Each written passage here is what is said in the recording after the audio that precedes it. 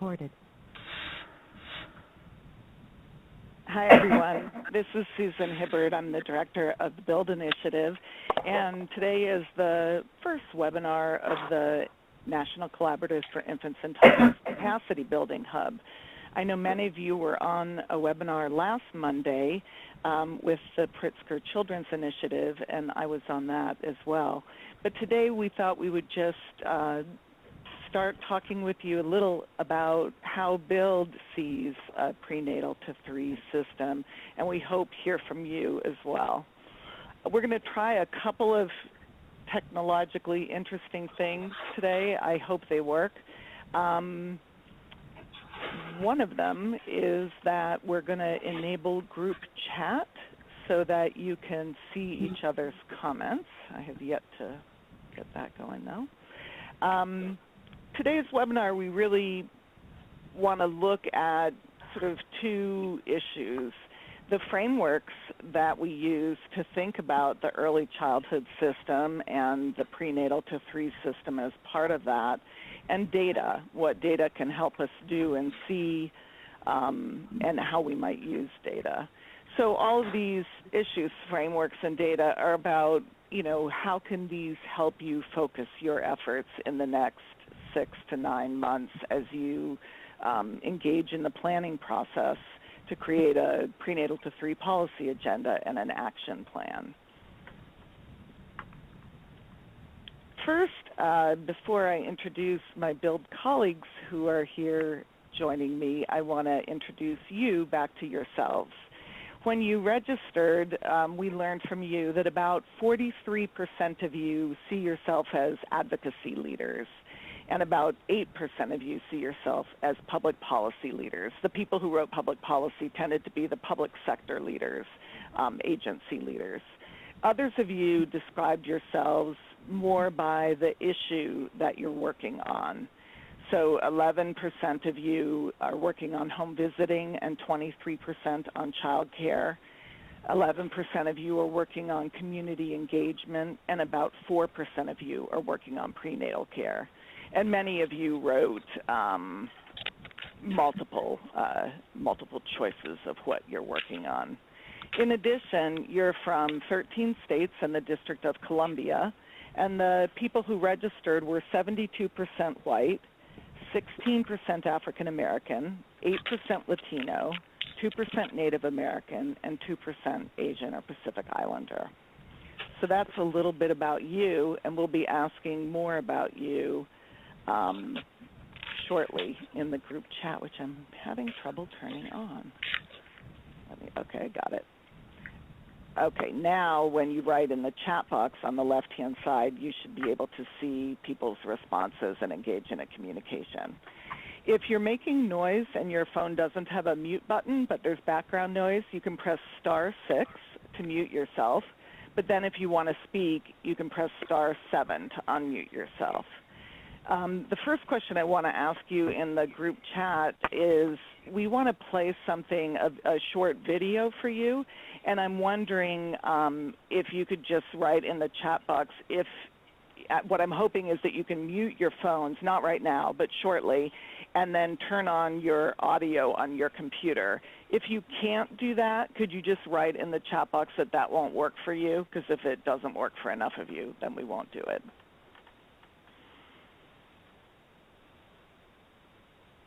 One of the things that we also would like to know about you, and we asked you a little bit about this in the registration, was what areas that you're focusing on in your state work, in your community work.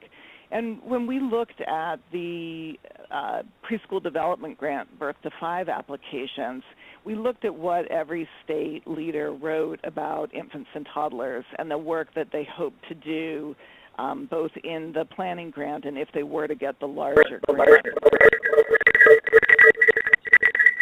Okay, and whoever's making that noise, if you could mute yourself.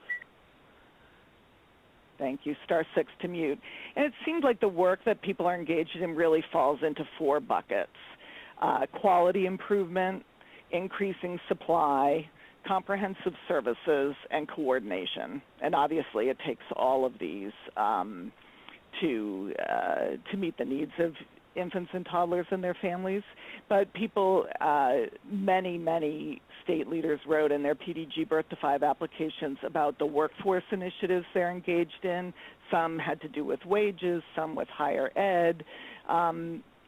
Others wrote about TA coaching and mentoring, a lot of conversation about QRIS, and then quality improvement supports like classroom materials and resources.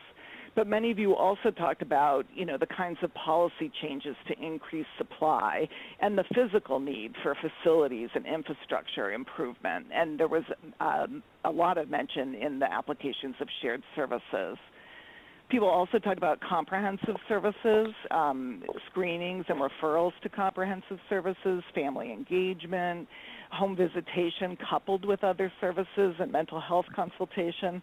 And then there was the more systems level conversation about coordinating systems at the local level and at the state level, a 2-generation focus, so that we're talking about the families of infants and toddlers and how to support those families to support young children.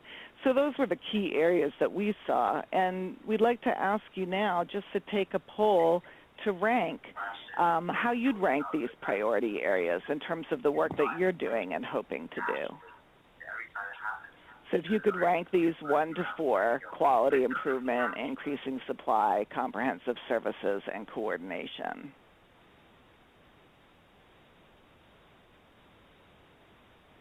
We'll give a minute for people to put in there.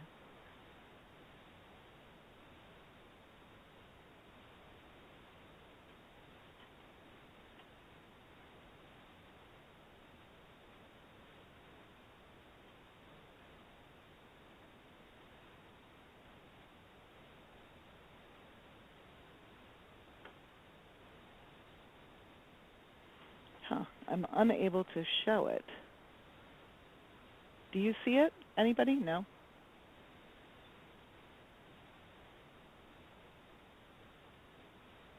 Well, I'm sorry, it's not letting me show it. The results are that quality improvement was selected by half as many people as coordination. And coordination was chosen as a top priority by the most respondents. Comprehensive services was the second most, and increasing supply was the third most. Quality improvement was the lowest. Does anyone know? No? Oh, well, sorry about that. I cannot show you the poll.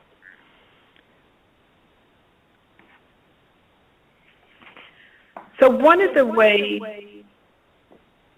that we often talk about this work is using the ovals. Are you all getting an echo? It sounds okay to me. If anyone has their computer turned on and also is on a headset, then mute the sound of your computer. Yeah, a couple people are saying. I needed to call back in because people are hearing the echo, Susan, even if you can't.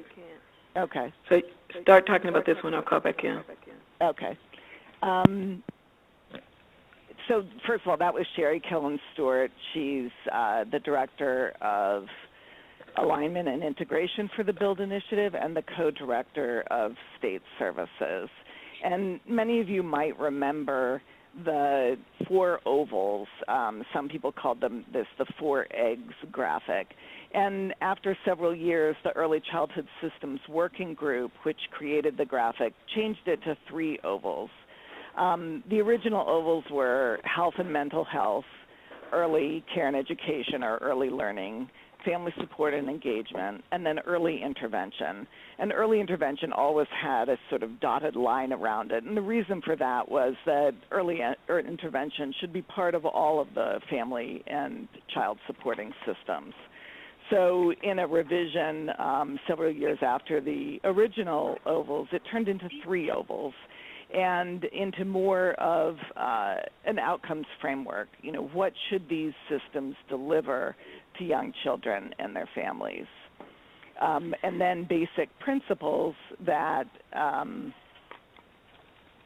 that should be followed by all of the systems. And the principles were reaching, about scope and reaching all children and families as early as possible, having universal goals but targeting investments to those furthest from opportunity. There was a goal about diversity and respecting the language and cultures of children and families, inclusion and effectively and genuinely accommodating children with special needs, easing access for families and transition for children, and catalyzing investment and fostering innovation. But the main, Sherry, do we have you back? Yes, I'm back. Mm-hmm. Okay. You want to go ahead? Yep. So the main idea here is that we recognize there are multiple systems that are required in order to provide services to young children and families. And we hope, and we'll see on the next slide, that these systems have a shared set of results they're seeking. And we want alignment and integration across these child and family service. We call it systems with programs and services that lead to families being supported, that children have healthy beginnings from preconception through 8. In this case, we're talking preconception through age 3, and that all programs, regardless of health, early learning, or family, are high quality and accessible to families. Susan? So for the first group chat, one of the things we wanted to ask you is, looking back at those 3 ovals, what's missing? So just write in the group chat what you think is missing here that we need to keep in mind as we think about how to build a prenatal to 3 system to better support infants, toddlers, and their families.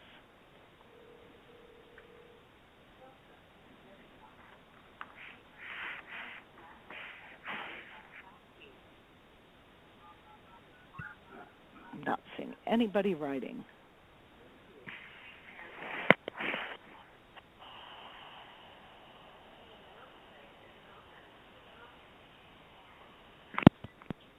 So we could, yeah, go ahead. Assume, here some people writing in, how are supports built in for children after age 3 through the elementary years?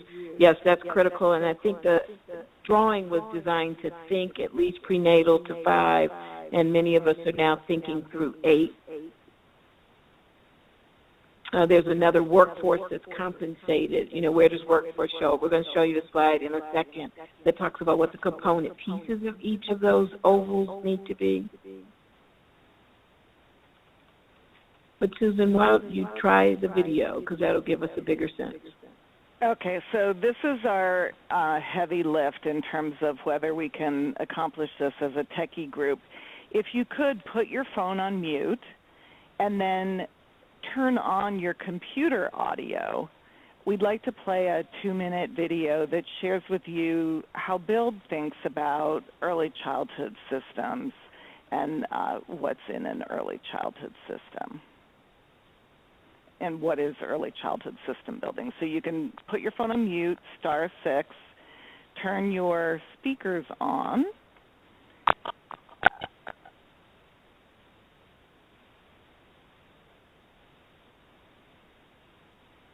And we'll give this a go. What if you could get every person who supports children from birth to age 8 in one room? Every parent, educator, doctor, social worker, park district coordinator, policymaker, everyone in one room. The conference has been muted. They'd agree every child deserves caring, high-quality programs and services, and a supportive community rich with opportunities for children to play, grow, and learn. Imagine every social worker thinking not just about a child's behavior, but about a child's nutritional needs as well. Educators factoring in family, community, language, and culture as they plan curriculum. Imagine everyone trained to think about all the critical issues that impact a child, from housing to mental health. And what if all the programs, agencies, and services for children were working together so there is no wrong door for families to walk through when seeking support for their children? You'd call that wishful thinking. At Build, we call it systems building, and it's what we do. At the state and local level, Build works to help partners connect and communicate in order to get the best outcomes for all children.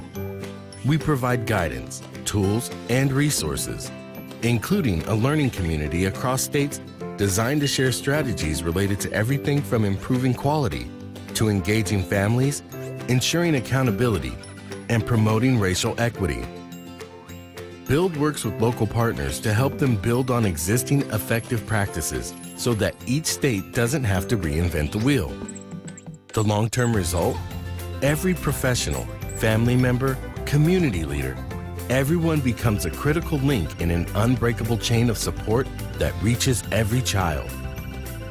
In Build states, leaders are working towards this whole system's vision, a vision where families can easily access high-quality programs and services regardless of their neighborhood. The whole system's vision means agencies working with children and families will have the resources to meet their needs and are staffed with people who are diverse and culturally competent and well prepared to support the individual needs of each and every child. It is possible. Equitable outcomes for our youngest children need not be wishful thinking in any state or community. Together, we can get it right from the start. Join us.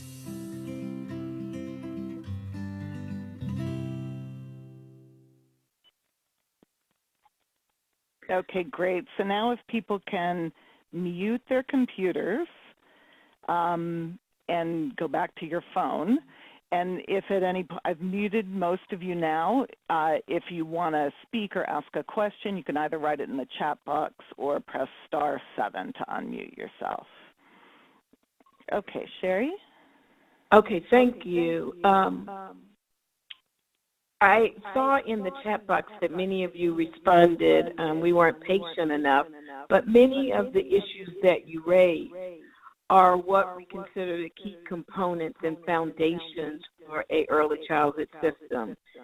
And so ideas about data systems and data integration, coordinated planning and financing, which was mentioned in the box, certainly workforce development, which includes compensation, which someone mentioned. In addition, there are multiple things that can be done at the state level, but also need to be done in partnership with programs and services and communities.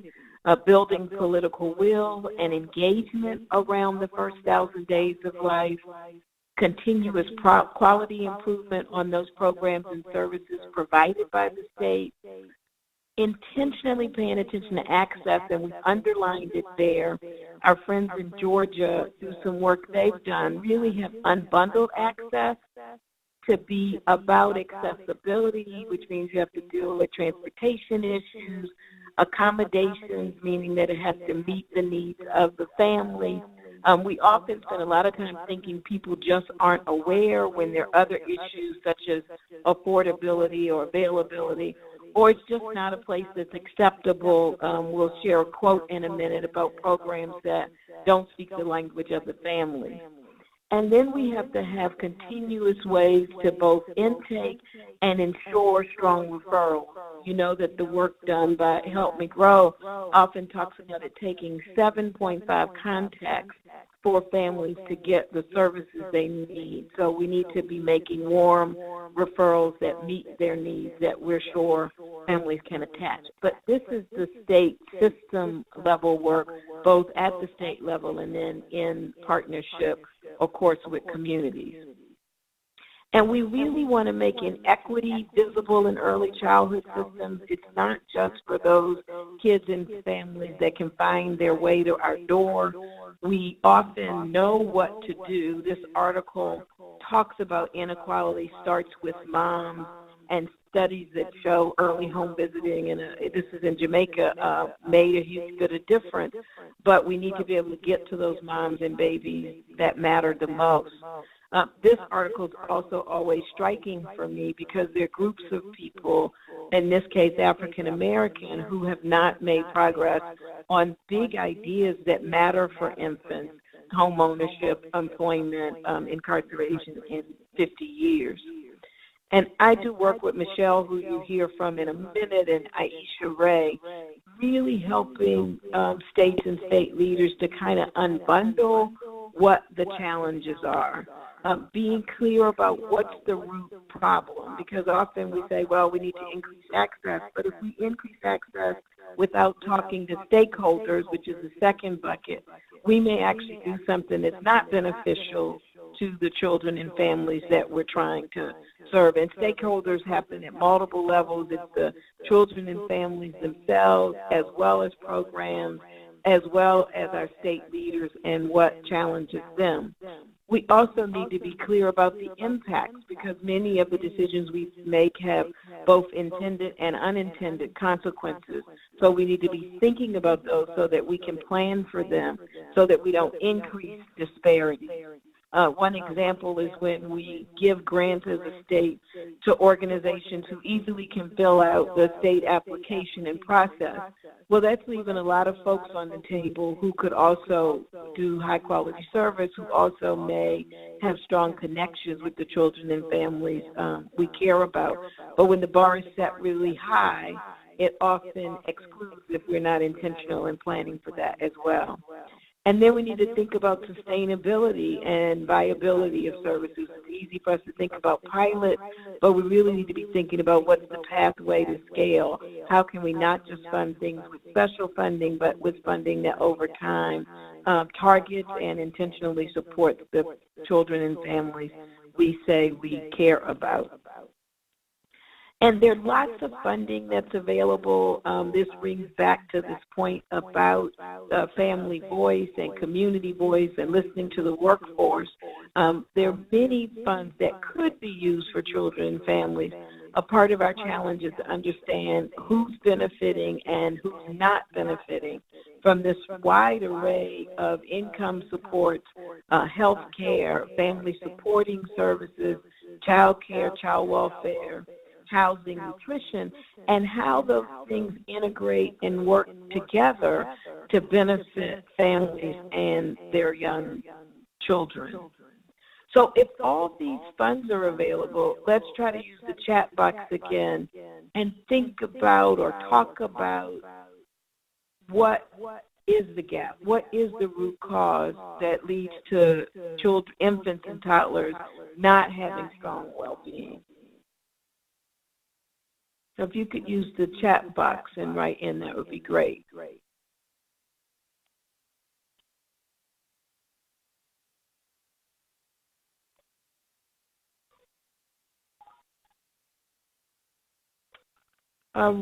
Parents are, I think you hit the button too quickly.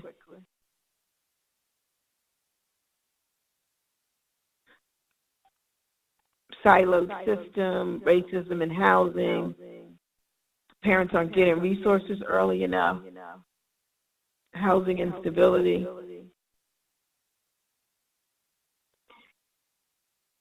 economic disadvantages from birth, cost, lack of coordination. And this is one of the reasons that Bill focuses so much on the system connection, the earlier slide around data and coordination and continuous improvement and working at the state level.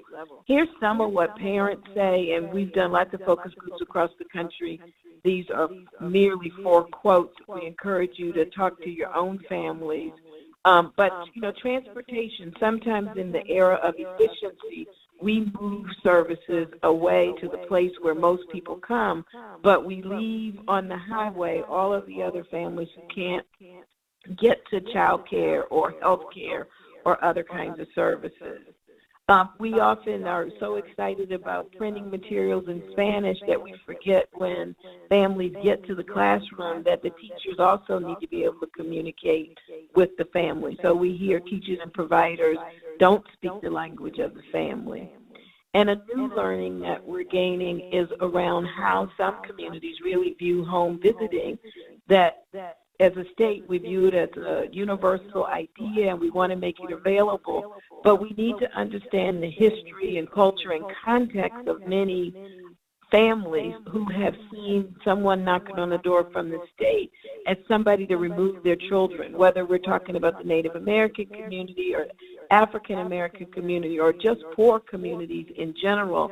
They have not always had a positive experience of someone coming in and sitting down, offering to support. And then, we fund things from the state level that when you go to the community to understand people's experience of the service, they often find that the papers are lost, or in this case, they waited 3 to 4 hours on the phone and no one ever answered. So all of these quotes come from families. We've only noted one, but really encourage you as a part of this process to talk to both families who are succeeding and families who desire and need more support to succeed. And thanks for your comments in the chat box around the lack of coordination. It said lack of coordination and disparities, racial and economic disparities. And so how will your strategies to serve children birth to 3 really take that on? I'm going to turn it over to Michelle now, who's going to share some data that might help us go deeper.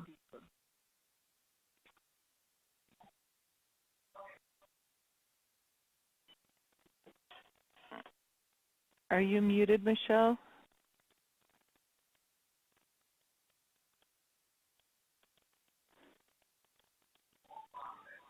Hold on. I'll start talking, and then Michelle. Try now, Michelle. Hi. Can you hear me now? Yes. Okay. Oh, wonderful. Okay, great. Thank you. Thanks, Sherry, and thanks, Susan. So my name is Michelle Stover-Wright, and I oversee research and evaluation for the BUILD initiative. I also work, as Sherry said, with Aisha Ray and with Sherry on the Equity Leaders Action Network. And part of my role and part of what I try to do some thinking about is how we think about data, how BUILD thinks about data, how we think about data in a comprehensive, broader way, and how we think about data in relation to building equitable early childhood systems. I think you see on the slide, we have a slide up there that says data in the news. And I think we all, when we hear the word data, I think we all kind of have things that jump in our heads. For some of us, it's spreadsheets. For some of us, it's administrative data and outcome data. For some of us, it's census data. For some of us, it's family voice and what they're telling us. And BUILD thinks about data in all of those ways and in other ways as well. We know data is all around us.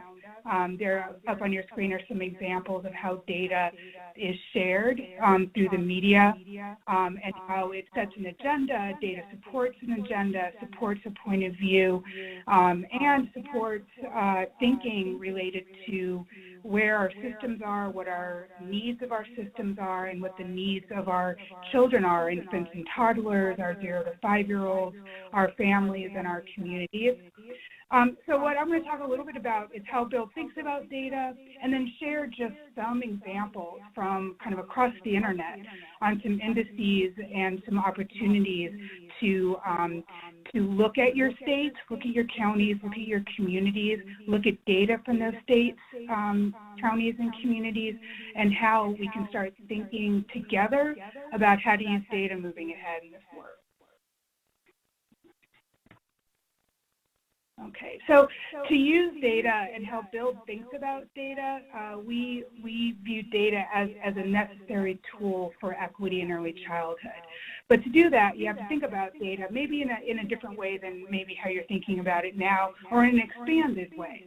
And so we, as Sherry and Susan talked about, BUILD has certainly a comprehensive vision of early childhood systems. So our data reflects that. Our data, and when we think about data, we need to think about it from a multi-systems perspective. Certainly it includes early care and education and health and mental health and family support. It also includes early intervention. It includes housing. It includes poverty. It includes information about our systems and about our kids and families across these different areas and across these systems. We think about data in relation to access of programs as well as outcomes of those systems and programs. And Sherry mentioned kind of George's work around thinking around those different different definitions of access. So it isn't just our families participating, but what do we know about our systems and our programs as far as accommodation and awareness and acceptability and all of those things. So within data as well as within our work, we have a broader definition of access. We don't just think about data at the state level.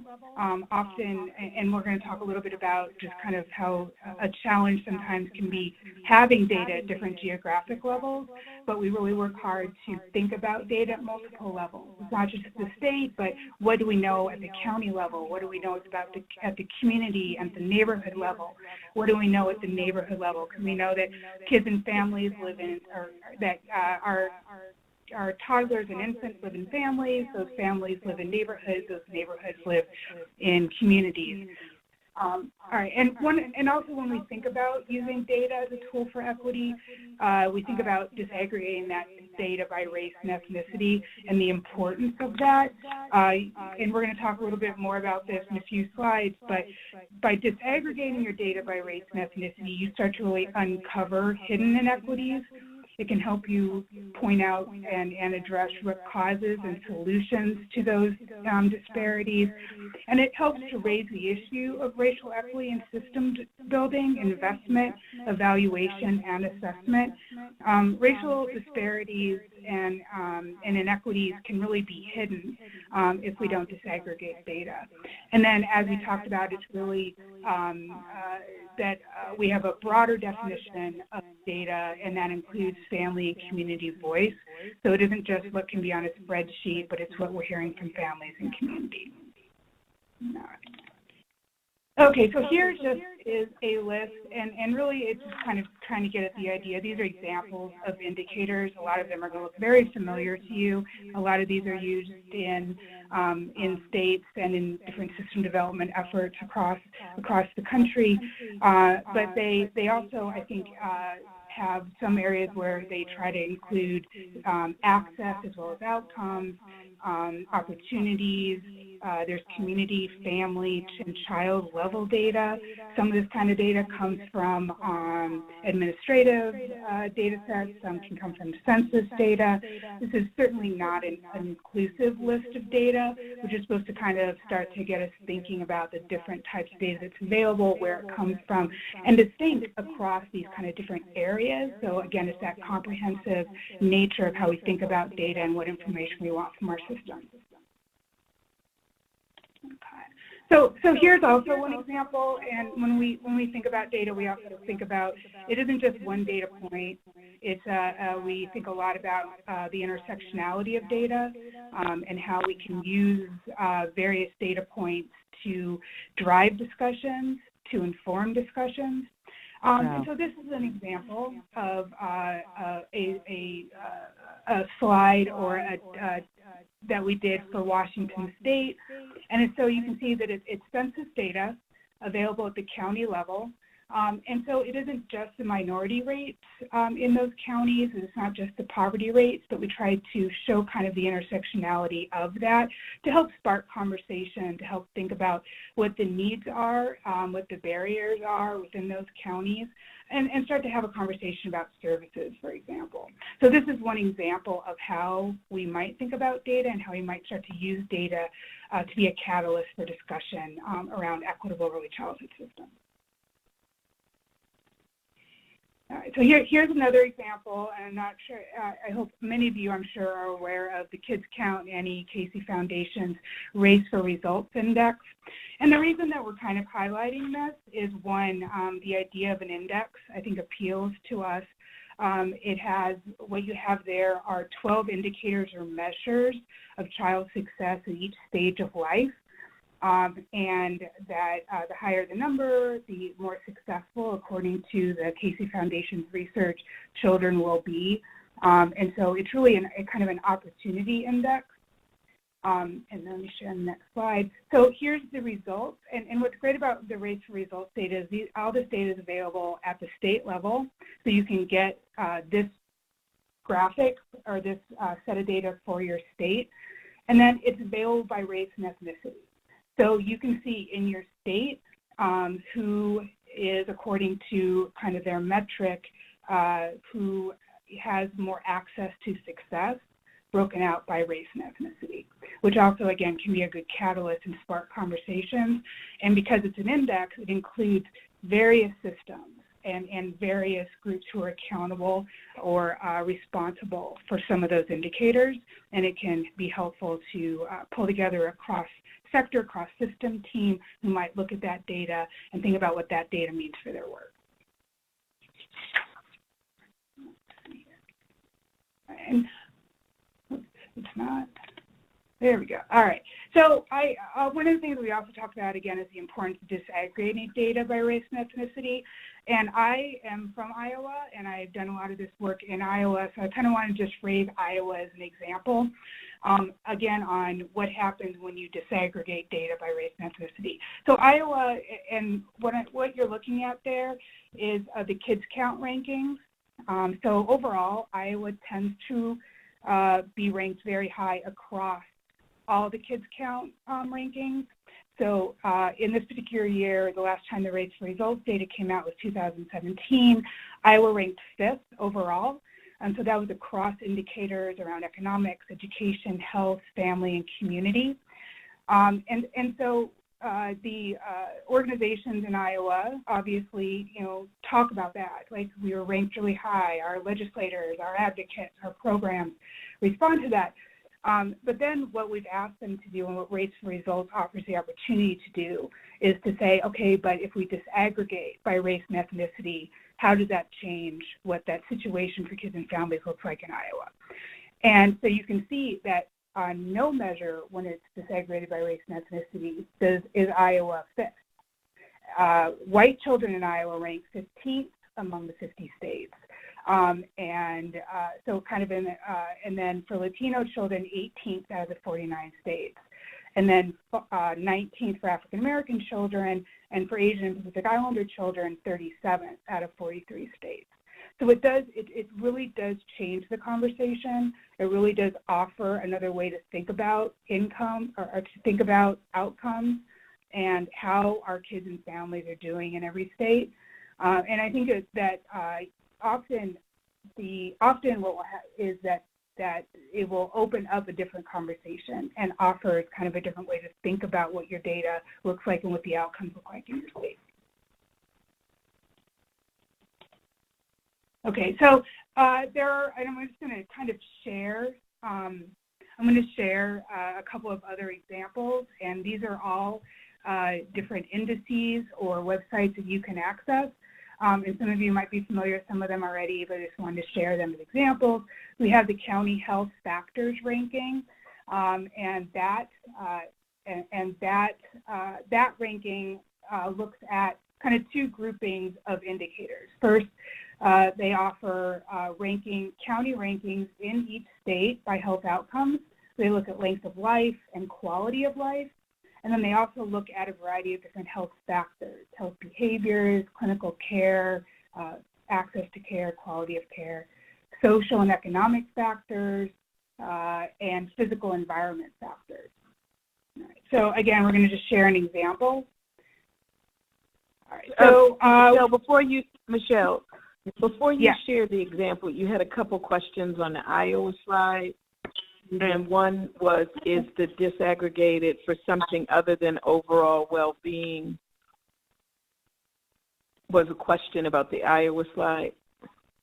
Right. I think so. The Iowa slide really it was so when you look at all kids together in Iowa, based on economic, education, health, family, and community for the kids count ranking, we ranked 5th.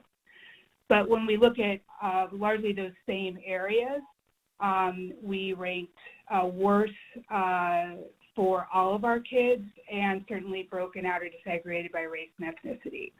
So our kids aren't doing as well, and when we look at them disaggregated by race and ethnicity than when we look at the child population as a whole. And then the other question was, do you think this is because there's such a small number of diverse folks in Iowa that you rank so lowly? Does that have an impact? It does have an impact, and I think often in states where there are a high number of white kids or lower minority populations, often this is the case. But then what you have is you never have in these states or in other communities a focus on the needs for equity within these conversations. And so what this does is help unearth some of that. And then last question, so what's driving, I don't know if you can answer this, what's driving it down? Because if you're fifth, if you put everybody together and then you disaggregate and everybody, including white children, come down, what drives you being fifth? So the reason why I think we end up for white children ranking 15th is because the higher the number of white kids, we typically have better outcomes kind of based on systemic reasons and access, that drives the number overall higher because our racial ratios are different. Okay. And in a lot of cases happens. So even for our white kids aren't doing as well as we think they are because it's more based on the ratio and our systemic kind of racism and barriers based on race than so that impacts our overall ranking as well as really how all of our kids are doing, including our white children. So thanks, Angela and Ruth, for pushing the conversation. Yeah. Go ahead. Yeah. Thanks, folks. All right. So if you go to the county health rankings and how and that for that example, you see Louisiana, and basically it just has a different ranking, so you can kind of see where states are ranked higher within Louisiana and where counties are ranked lower.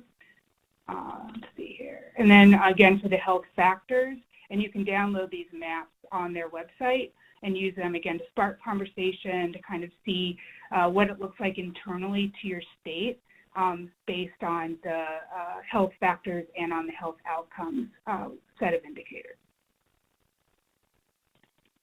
One of the things too at the county health rankings is they have a sheet and you can look at the data when it's available for the counties, and they invite you to dig deeper.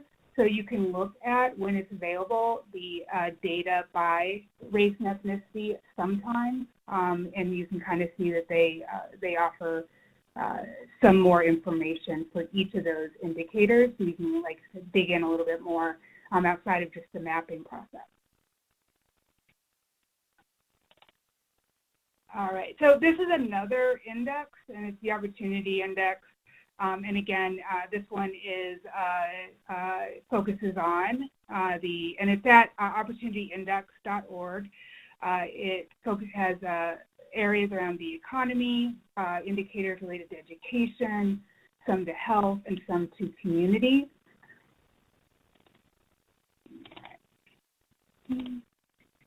All right, moving it forward, Florida. Oh, there we go. All right, so now what you can see is you can download each state and again, kind of see where, based on those indicators, what the opportunity, how they view opportunity across those different indicators for kids and families, and you can kind of see first you can see what data is available in your state at the county level, and then you can also kind of see within each state where counties fall, and you can kind of see where your state, you can do comparisons. So you can compare a county in Nebraska that might be similar to your county to a county in Minnesota or a county in New York. So you can kind of do some of those comparisons as well. All right, then I think the last one I'm going to talk about is the Child Opportunity Index. They're all kind of named similarly, but I invite you to go to their website and kind of investigate a bit. The Kirwan Institute focused a set of indicators measuring relative opportunity in the largest 100 metro areas across the country. So again, these are, if your state doesn't have one of the largest 100 metro areas, you will not find data for yourself there. But most states, I think most states on this call at least have one metro area. And so, again, across indicators of educational opportunity, health and environmental opportunity, social and economic opportunity, there's opportunities to kind of see where these metro areas lie. And we pulled an example. So this is from Arkansas, the Little Rock, North Little Rock, Conway area. And so you can kind of see what that would look like if you pulled up your data. And again, you can look then at individual data points within these areas to dig in a little bit more and to kind of figure out more about what the opportunities really are, where those barriers are, and use those as a catalyst to conversations with those communities.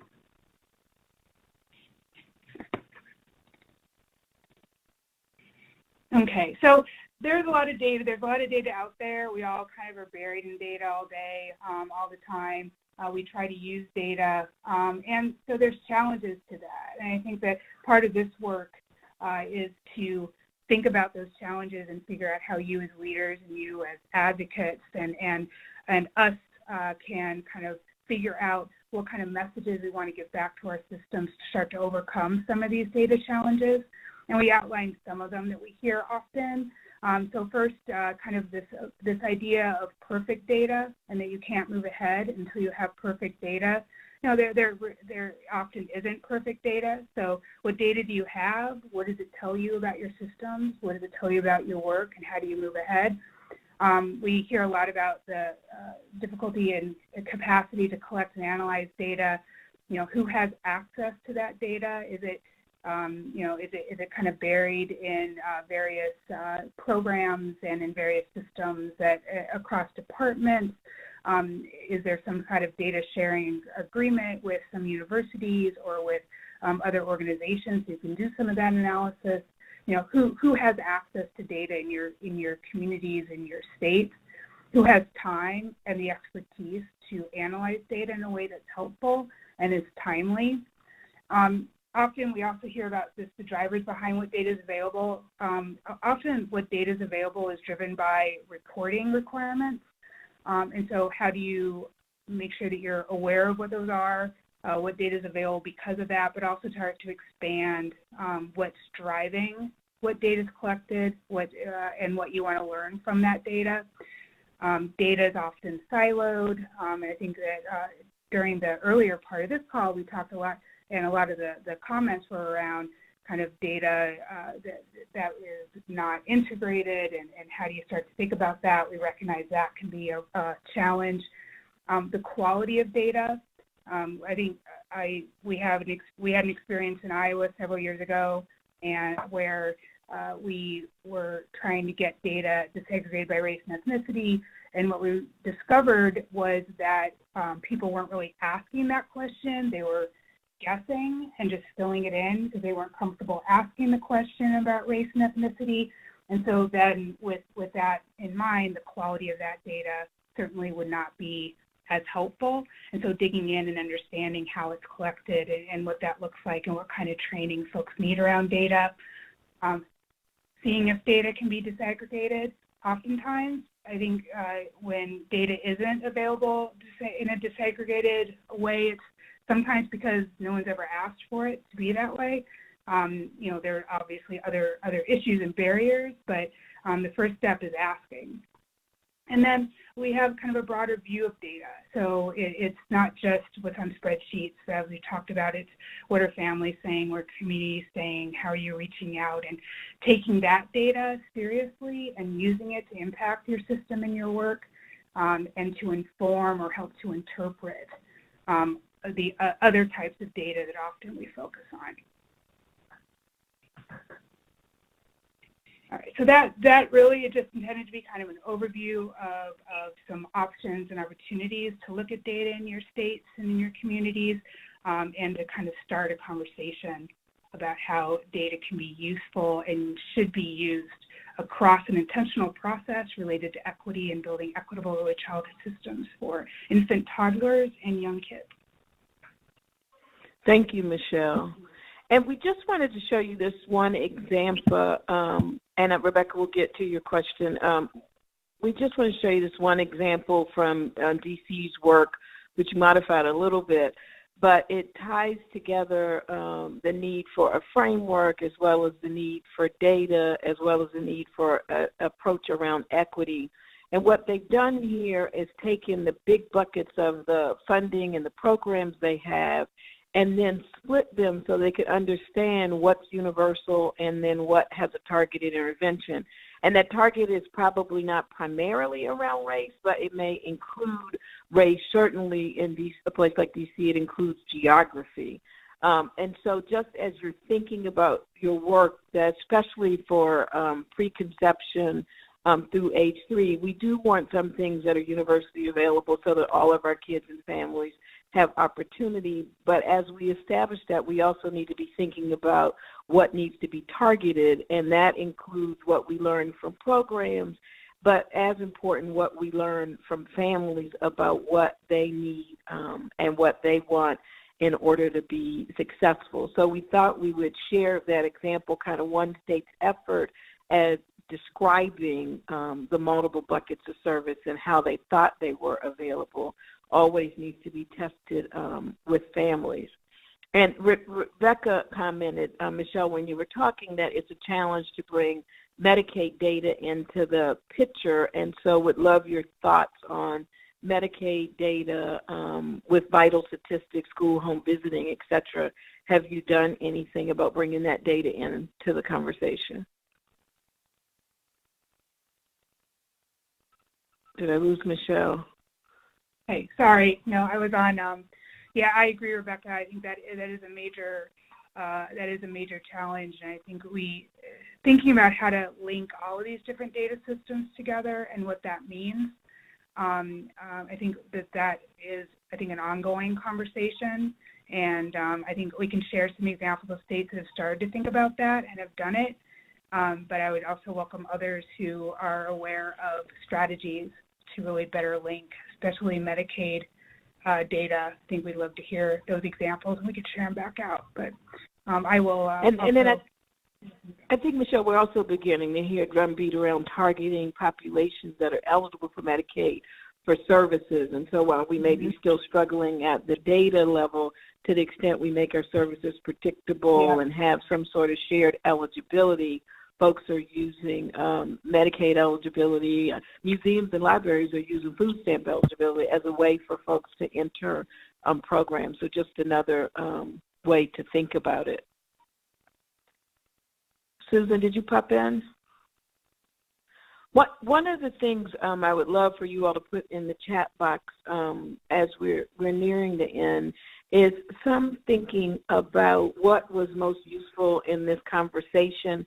We try to do 3 things. We try to understand what you're focusing on so we can bring you more supports that allow you to do that work. We also tried to offer multiple frameworks, either around funding or around systems or around equity.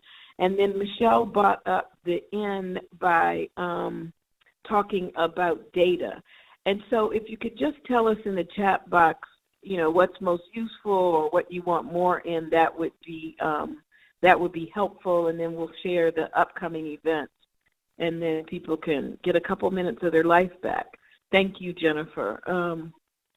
Any particular part of the framework, the equity or the systems framework or the funding framework? And then others looking forward to your thoughts and responses. And who is moving the slides like that? Okay, the data sources were good. Thank you, Marty. There's 46 of you on the phone one way or another. So really looking for some feedback as we go forward. Jametta, hey, how are you? She said, have other states been successful in, I lost it. Have other states been successful in doing software between Medicaid, health, social service systems? I don't think we know one software. Michelle? I've seen a lot of universities do it, Jametta. So I'm in Connecticut, and they've been offering data to the university system and then having the university system identify it and give back aggregated reports. But I haven't, and there's lots of states who've done different things around their longitudinal data system. The challenge with that is it usually puts together programmatic data, so you're looking at families who are receiving services, which is useful, but it loses the equity point because those who have not been accessing services are invisible in that kind of data mapping around programs. Michelle? Yeah, no, I think that's right. I think that there's a million different kind of technologies out there. Some are kind of state-specific and have been built over time to kind of integrate in more things. There's some newer kind of technologies out there that are happening to kind of support, like, even care coordination and trying to be family and child-specific. I think that we can kind of share some examples, but there's as many different technologies out there as there are systems trying to get connected to each other. So, Mary Jane, you asked if we could put the framework back up, but I'm not sure which framework. There's the systems framework, which I could put back up, and then Susan's going to move to that context slide. And then there's also the framework that we use around trying to interrogate equity, which, if you'd like that, we can send that to you as well. Some folks thought the indexes and data sources were good, the comprehensive frameworks and data sources. This is good. Okay, so Susan, go back to the slide you wanted to put up. I think we have one more poll that we might, let me see if that's true. Yeah, if you could just rank, we got the poll question up, so thank you for your comments because it adds some context to it. But if you could do this last poll question for us, telling us which was most useful, frameworks, equity, or data. That way we may be able to get everybody to play. And I want to thank you all for your time, and of course thank the Foundation, Pritzker Foundation, for their support around helping us support you around capacity building.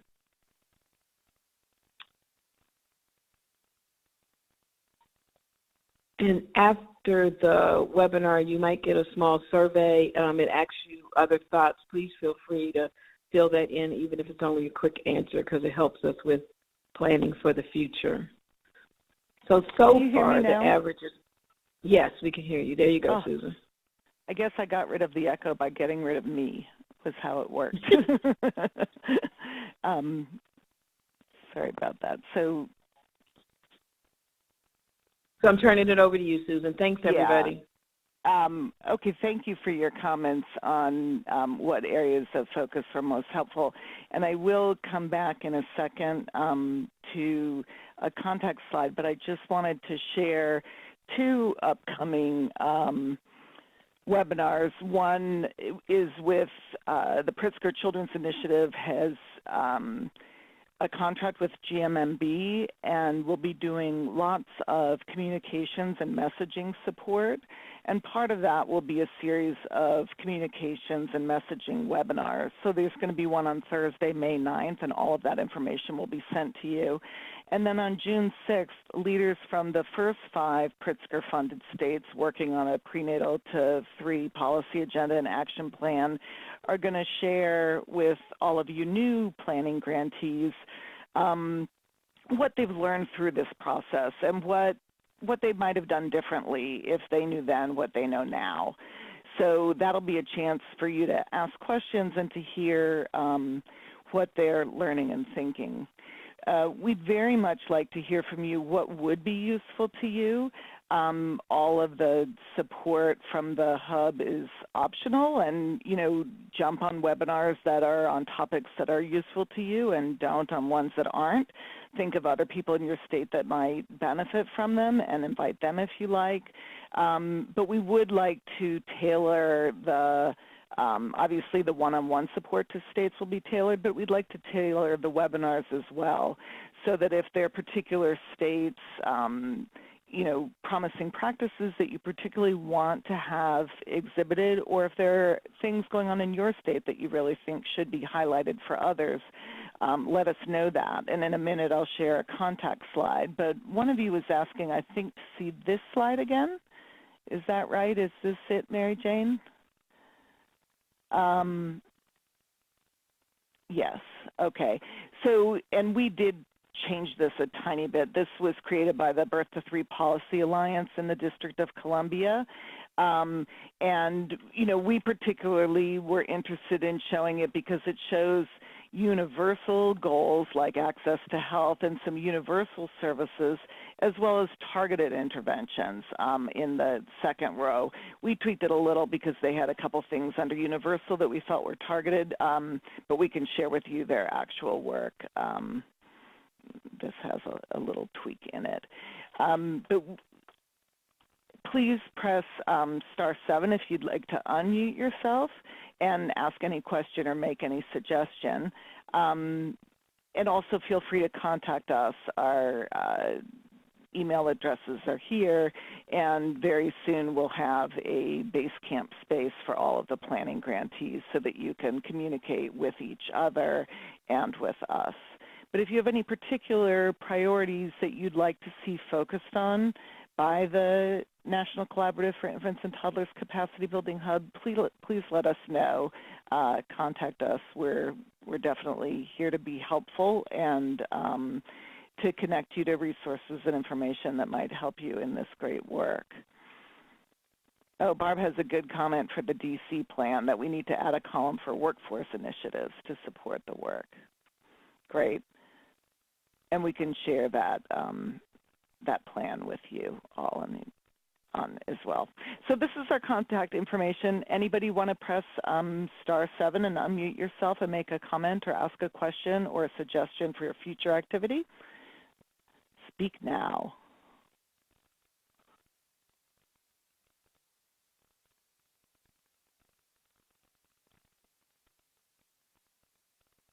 I wasn't patient enough with the first one, so I'm trying to be patient, but I don't want to keep you on the line longer than needed. So please send in your comments and suggestions.